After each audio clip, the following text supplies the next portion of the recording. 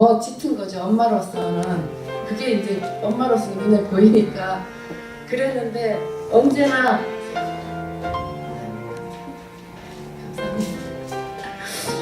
감사합니다 집사님.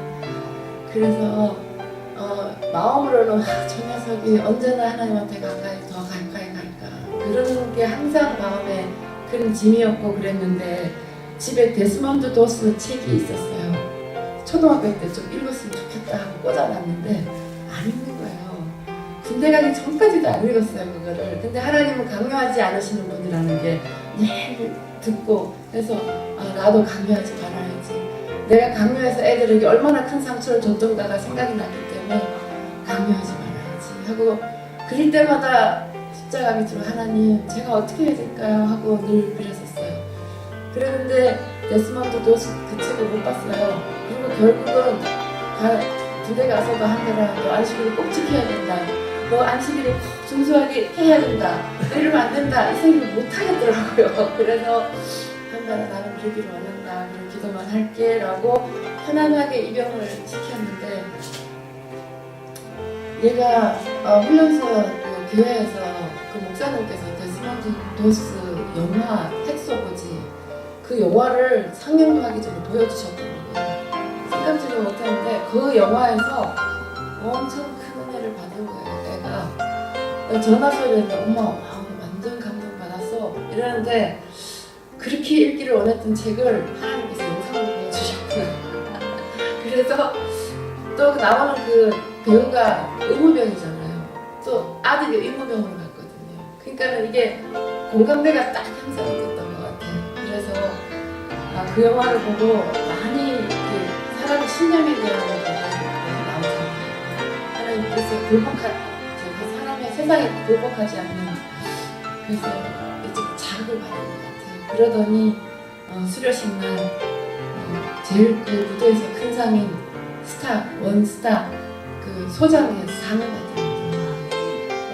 미리 가서 보니까 예행 연습을 하는데 입영할 때 그 구질구질한 모습을 어디로 가고 있고 완전 달라진 아들 모습이 살도 빠지고 막 씩씩까지 뛰어나와서 상 받는 모습 이런데 그 순간 우리 가족을 딱 본 거예요.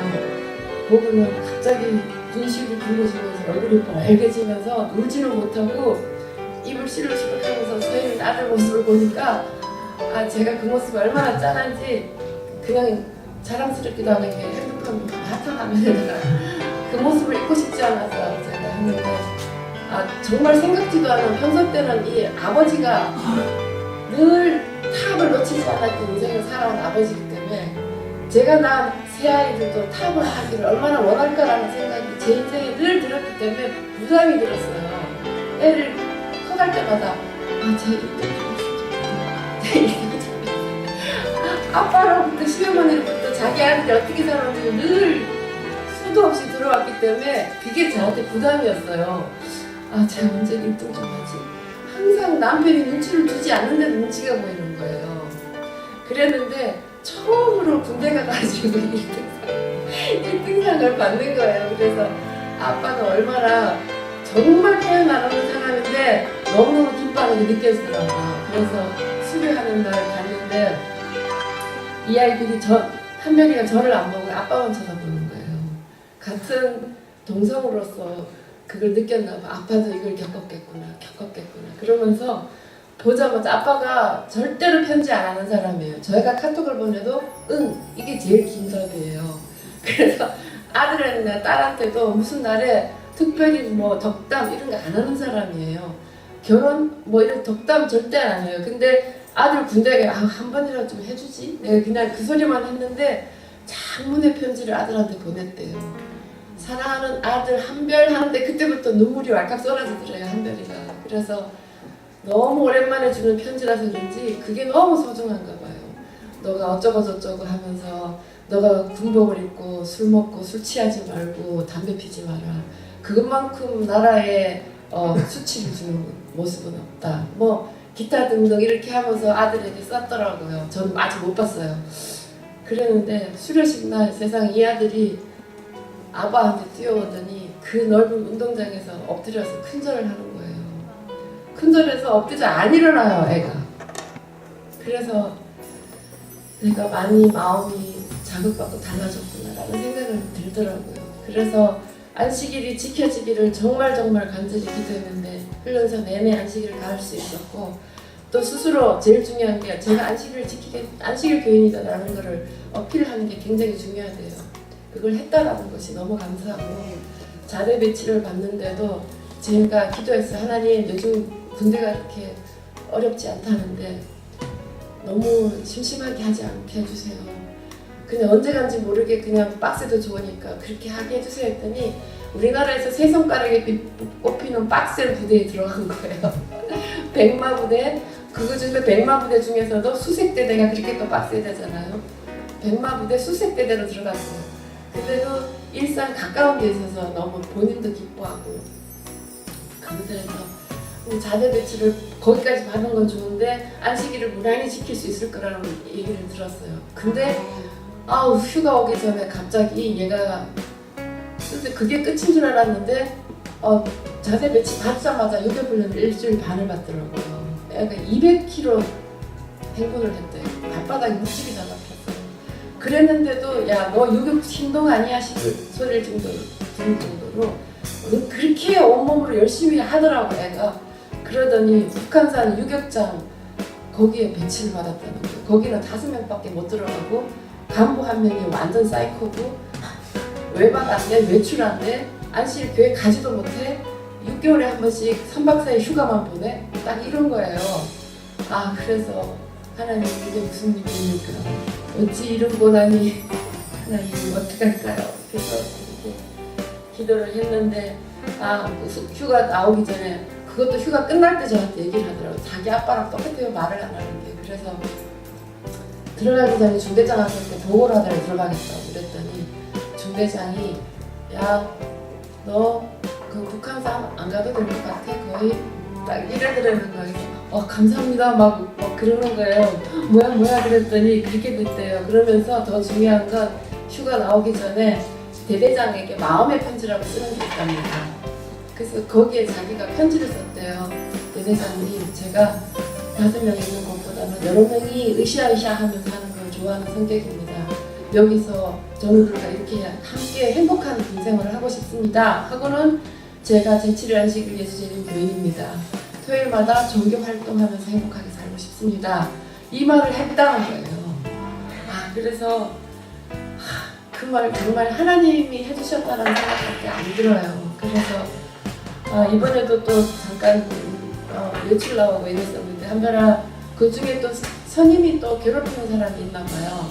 너 토요일날 너 토요일날 군대 가서 무슨 군대 유익 있냐? 너 막 이러면서 막 이렇게 이죽거리는 사람이 있대요. 그런데 그게 또 약해질까봐 얘가 또 마음이 약하니까 한편아, 가기 전에 강요 안 해야지 하는 마음을 하면서 그렇게 하지 마라 하면 엄마 물론이죠. 포기 안 할 거예요. 당연하죠. 이러는 거예요. 그 소리가 얼마나 반갑고 감사했던지 모릅니다. 여러분이 너무너무 사랑해 주시고 관심 가져주시고 그냥 눈물로 우리 한별이를 사랑해 주신 여러분의 사랑이 또 한별이를 이렇게 있게 해주는 것 같아서 너무 감사드리고요. 또 우리 딸이 시집을 갔잖아요. 너무 이쁘게 잘 살고 있더라고요. 레시피 보면서 항상 아침에 남편 밥을 안 그르고 해주는 거예요. 또 애들 아빠가 또 그래요. 야, 밥은 해주냐? 그리고 시부모한테 맨날 전화 자주 해라? 애들 아빠가 이래요. 글쎄요. 제가 그러는 게 아니고요. 제가 뭐 음식이나 또 배워서 보냈겠어요? 정말 할 시간도 없었어요. 배워줄. 근데 가더니 뭐 메추리알 조림 뭐 이래가지고 감자 부침을 해서 막 이렇게 남편을 먹여서 보내는 거예요. 그래서 애들 아빠, 우리의 가훈이 뭔지 아니? 무슨 일이 있어도 아침에 남편을 밥을 먹여서 보내는. 제가 평생을 그렇게 해야 돼. 아빠도 그게. 그래서 하여튼 지금 너무 예쁘게 알콩달콩 지금 잘 공부하면서 남편 잘 이해하면서 이렇게 잘 살고 있으니 축복해 주시는 여러분 너무너무 감사드립니다. 그저께는 생각지도 않은 또 한 분의 장례식을 제가 어저께 저녁에 잠깐 갔다 왔습니다. 갔다 와서 저희 예솔이 예란이 또 너무 사랑하는 분이어서 같이 함께 갔다 왔습니다. 갔다 왔는데 여러분들 잘 아시죠? 홍강희 목사님의 사모님 황치신 사모님께서 갑자기 돌아가셨습니다. 이분의 인생은 여러분도 다 아시다시피 거의 무소유의 생활 되었다는 거 아시잖아요. 법정 스님을 너무나 사랑하셨고 직접 만나기도 하셨고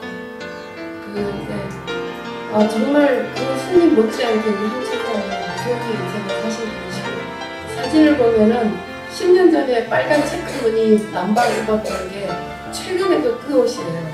우리는 때로 10년 이상 입는 옷도 있잖아요. 그렇지만 새 옷도 많아요. 근데 그분은 새 옷 하나도 없고 그냥 그 옷인 거예요. 그러시고 또 제주도에서 원주 연수원에서도 20여 년 넘게 봉사하셨고 그 후로 제주 연수원에 가셔서도 그저 주는 게 몸에 배에 있어서 그냥 성격 자체가 그렇다고 홍강희 목사님 그래요. 아니 성격 자체가 그래요. 물론 그것도 있겠지만 그 제주도에는 당근 많고 무 많고 고사리가 많대요. 그래서 틈만 나면 나가셔서 고사리 뜯고 당근 파지 주워오고 무 주워 와가지고는 당근 시쳐 그냥 뽑아가지고는 상자에 다 담고 무를 그 제주도에 있는 무가 다 황치신 사모님 거예요. 파지 난 거 주워 와서 밤새 썰어가지고 다 말려가고 무 말랭이를 해갖고 미국이고 중국이고 한국이고 어디든지 그게 다 배달이 되는 거예요. 그래서 어저께 홍강희 목사님 그러시더라고요. 눈시울을 붉히시면서 때로는 자다가 2시에 깨보면 당근을 씻고 있대요. 늘 그러신 건 아니겠지만 당근을 씻고 있대요. 누군가 주기 위해서. 그리고 최근에도 미국에서 그 말린 무말랭이를 받은 택배를 받으신 분이 있다고 합니다. 그래서 그저 택배를 보내는 게 일이 돼가지고 그 제주도 그 연수원 옆에 표선리가 있어요. 표선 우체국인가에서 전화가 왔대요. 도대체 무슨 사업을 그렇게 크게 하냐고. 맨날 택배가 수도 없이 택배가 자꾸만 저기 하는데 도대체 무슨 사업하는 동네냐고 거기가. 그렇게 전화가 왔답니다. 저도 그 택배 한번 받아본 적이 있어요. 애들 아빠가 아직 교회를 안 다니니까 저희 집에서 식사도 한번 하시고 함께 식사를 여러 번 했던 경험이 있어서 아직 교회도 안 나오는데 저희 애들 아빠 별명이 오장노예요. 황사모님이 오장노 이렇게 불러주셨어요. 그래서 큰 상자 택배에다가 그 상자 뚜껑을 열어보면 거기에다가 글자를 적어 제가 그걸 떼가지고 보관하고 있어요. 나중에 예수님을 몰랐다는 것을 얼마나 후회하실까요? 이러면서 얼른 교회 나오실 수 있는 그런 동료의 말씀을 이렇게 적어 놔줬었어요. 거기다가 새거 옛날에 그 받은 옷들 있잖아요. 그걸 차곡차곡 깨켜가지고 보내신 거예요. 그러고는 그 다 주위에서 받은 그 일본에서 들어온 여러 가지 선물들을 자기가 절대로 안 해요. 다 이렇게 쌓아가지고 저희 집에 한 박스 보낸 거예요. 그래서 애들 아빠한테 이분이 돈이 많아서 이걸 보낸 게 아니다. 하나도 없는 소유에서 이거 보낸 거다라고 애들 아빠도 감동을 받더라고요. 그래서 이번에 왜 그분이 갑자기 이렇게 돌아가셨냐고 의문을 갖는 분이 많으셨는데 제주에서 계시면서 그 당근 고사리 뿐만이 아니라 바다에는 이 미역도 캐셨대요. 미역도 캐가지고 그걸 박스에 담아서 또 그것도 택배로 보내시는 거예요. 근데 고사리를 따시면서는 늘 올려주는 카톡 글에 보면 살인 진드기에 몇 번을 물리신 거예요. 이게 몸이 가려운 걸 무태 나오셔가지고 또 제주도 소리만 하면 이렇게 가려운 느낌이 올 정도로 얼마나 고통을 받으셨나. 그런데도 이분은 자기가 아프면 병원에 안 가는 게 신조였어요. 두 분이 약속을 하셨대요. 우리가 아프면 절대로 병원 가지 맙시다. 이렇게 약속을 하셨대요. 그래서 그 3번이나 살인 진드기에 물리기도 살아나신 분이거든요. 그랬는데 이번에 미역을 따면서 넘어지셨대요. 바닷가에서. 그래서 광대뼈를 다치셨나 봐요. 그랬는데 그냥 잠깐 응급처치만 하고 바로 미국의 연수 프로그램이 있어서 가는데 항상 저가 항공을 이용하시기 때문에 북경 경유해서 가는 걸 타신 거예요. 근데 북경에 가셨는데 제주도에서 넘어지니까 낫기도 전에 부기가 살짝 가시기도 전에 그 계단이 한 6개 정도 됐다고 합니다. 거기에서 홍강희 목사님 말씀이 커다란 거목이 쓰러지는 느낌을 받았대요.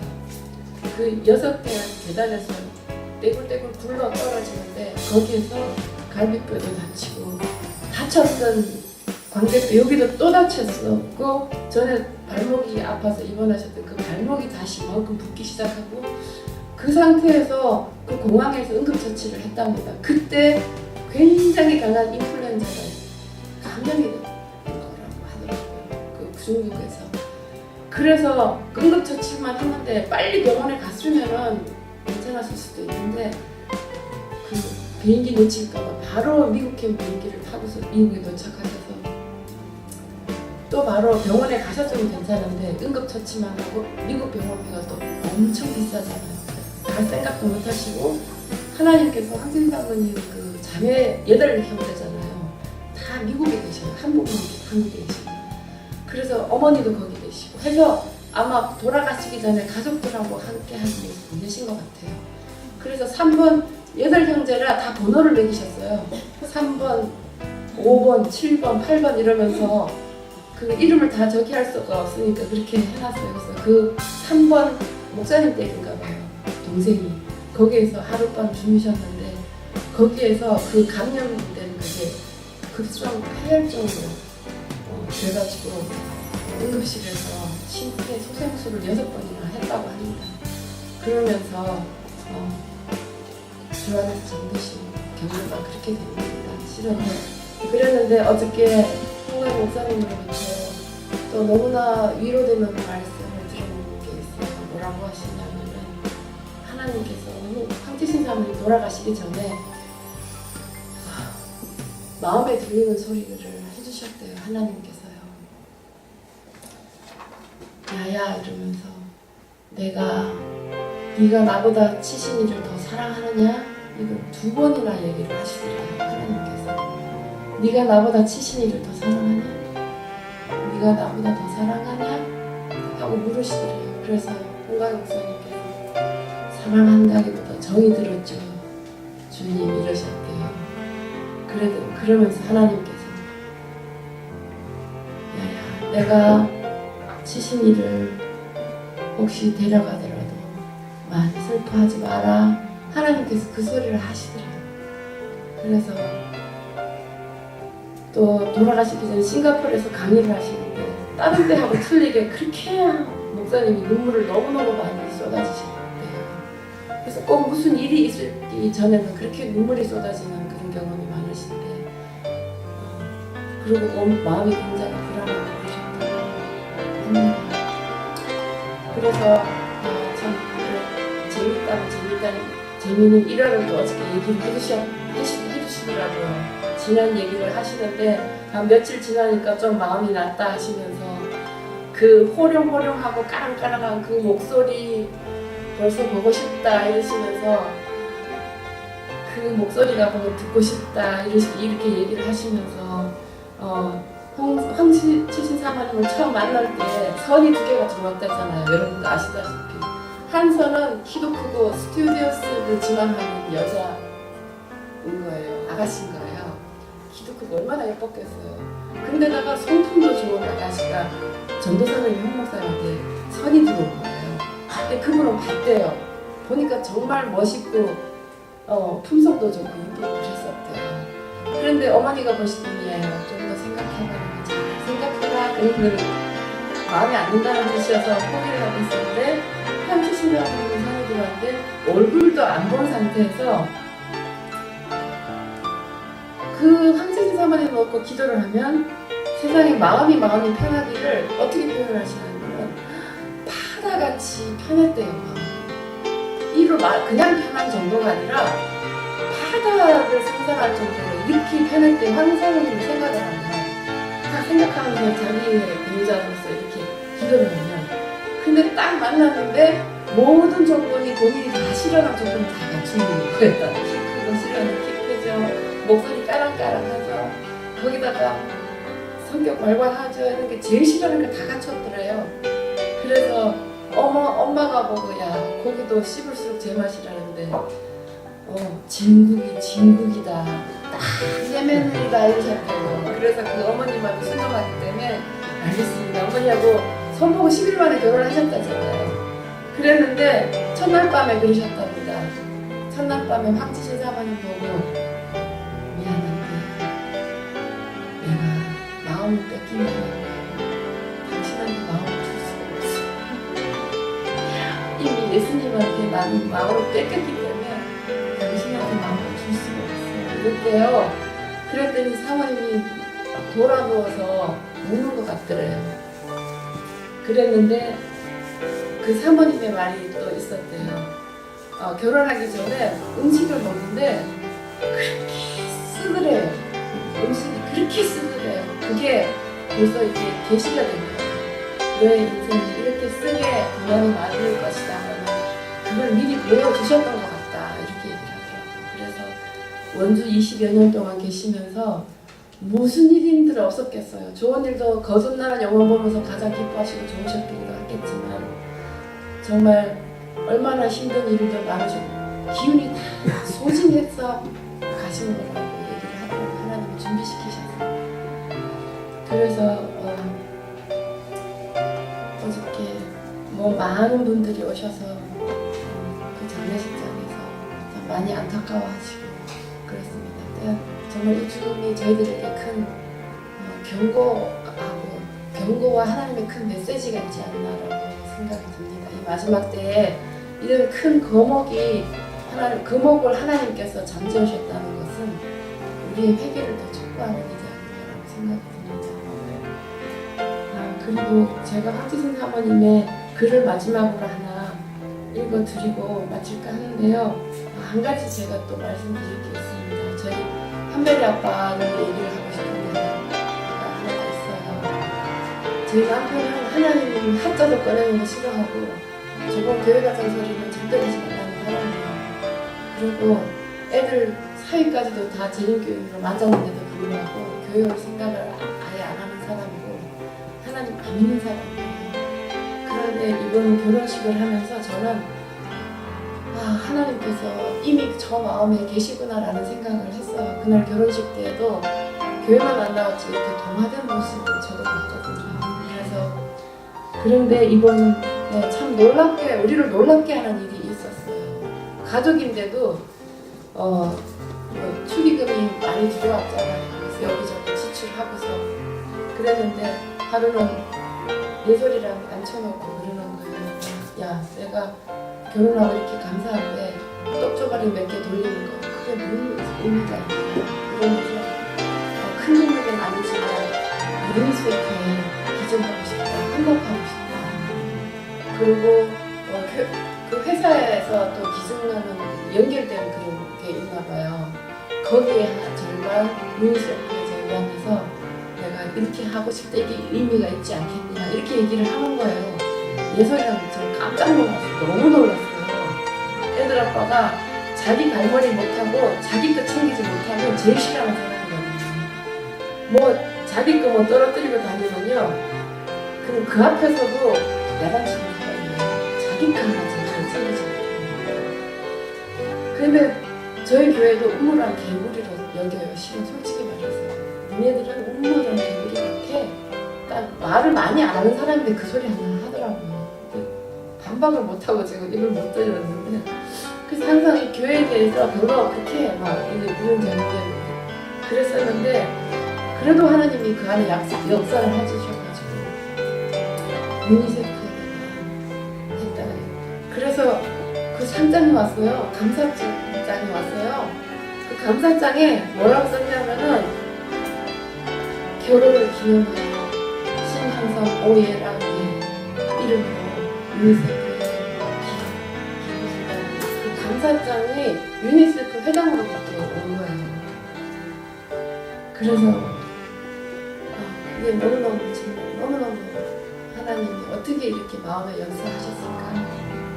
정말 눈동자처럼 지키고 계시는 분이 내가 걱정할 일이 아니고 그저 하나님께 매달리고 하나님 해달라고 하는 일만 할 뿐이지 그렇게 내가 걱정했을까라는 생각이 들더라고요. 그래서 마지막으로 우리 사모님께서 적으신 글을 읽어드리고 마치도록 하겠습니다.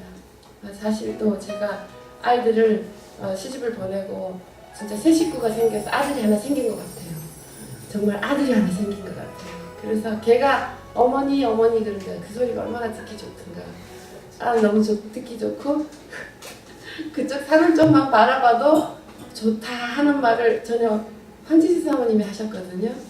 그 어머니가 그 소리를 했대요. 내가 니네 사는 쪽만 봐도 좋다.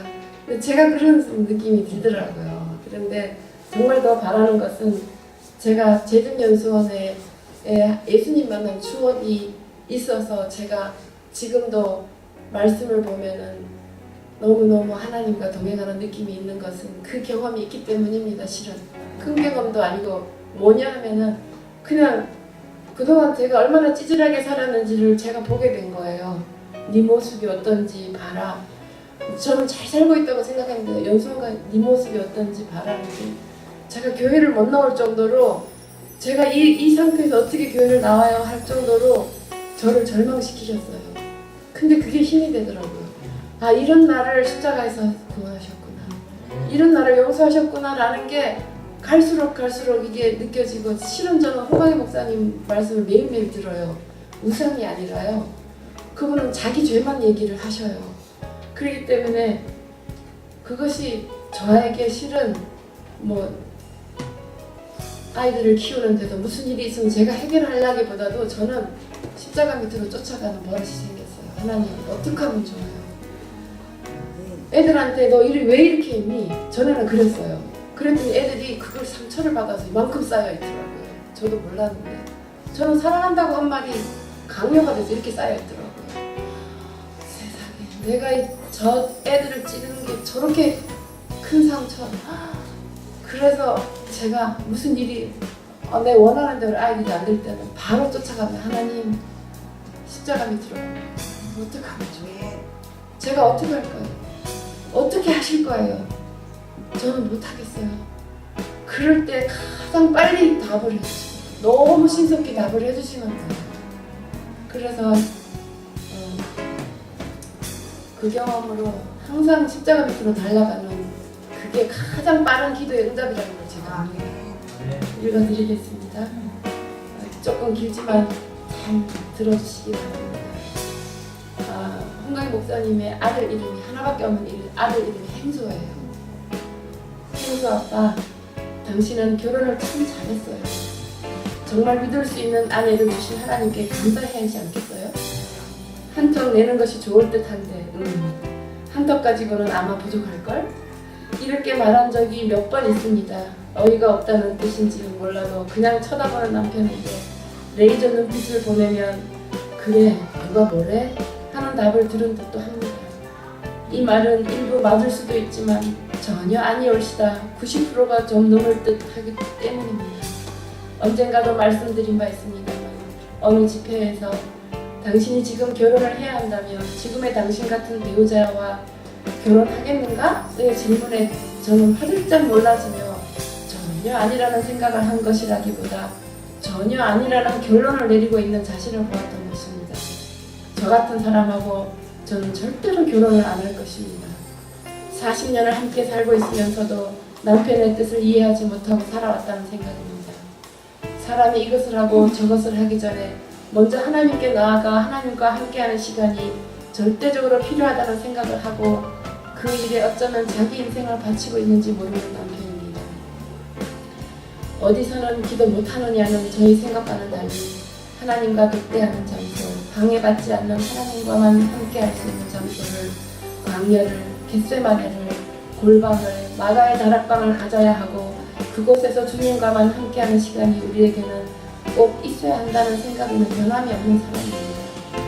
오디션들을 기도 못하겠습니까만 새벽 미명에 겟세마네를 가신 예수님, 또 광야에서 그리고 골방에서 마가의 다락방에서 기도에 전혀 힘쓴 제자들의 본을 따라 그 마가의 다락방의 필요를 설명하시고 지어야 한다고 호소하고 부탁해도 그 뜻을 이해하고 동조하는 지도자들은 별로 없었습니다.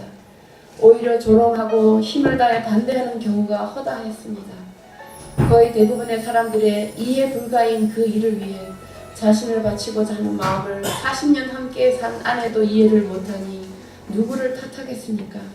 그러나 하나님은 아실 것이라는 생각에는 변함이 없습니다. 우리를 아시는 하나님이 계시다는 것은 얼마나 감사하고 감격스럽고 든든한지 모르겠습니다.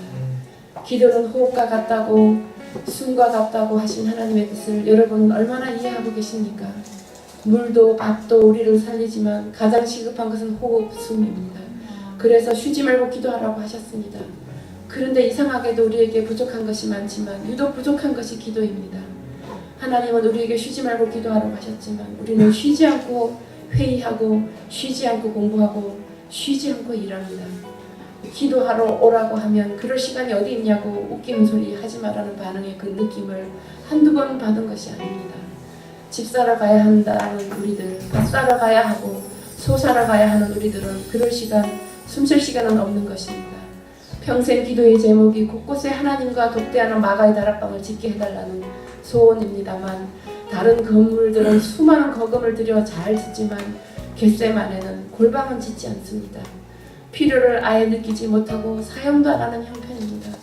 그런데도 기도실이 각 곳에 필요하다, 기도하러 오라 호소하는 남편의 소리를 들을 때마다 저는 속으로 내 설교 들으러 오라는 소리처럼 들리기도 해 민망할 때가 있습니다. hen소 아빠, 기도실에 오는 것이 맞는 일인 것처럼 말하지 마세요. 예수님 만나러 오시라는 것이지 나 같은 죄인 보러 오라는 것이 아니잖아. 당신도 경험했잖아. 이 세상 어떤 명상가가 있다고 해. 사람이 변할 수 없다는 것. 오직 성령께서 그 마음을 움직이지 않으시면 천사의 말을 하고 몸을 불사르게 되어줄지라도 아무 유익이 없다는 것을 잘 알고 있잖아. 오셔서 하나님 만나시라고 우리는 안내해드리는 것뿐이지. 그리고 이곳에서는 내가 우리 하나님 아버지 마음을 얼마나 아프게 해드렸는지, 나의 무슨 죄가 우리 주님을 십자가에 돌아가시게 했는지 생각하고 십계명을 보면서 자신의 죄를 기록해보는 시간도 갖습니다.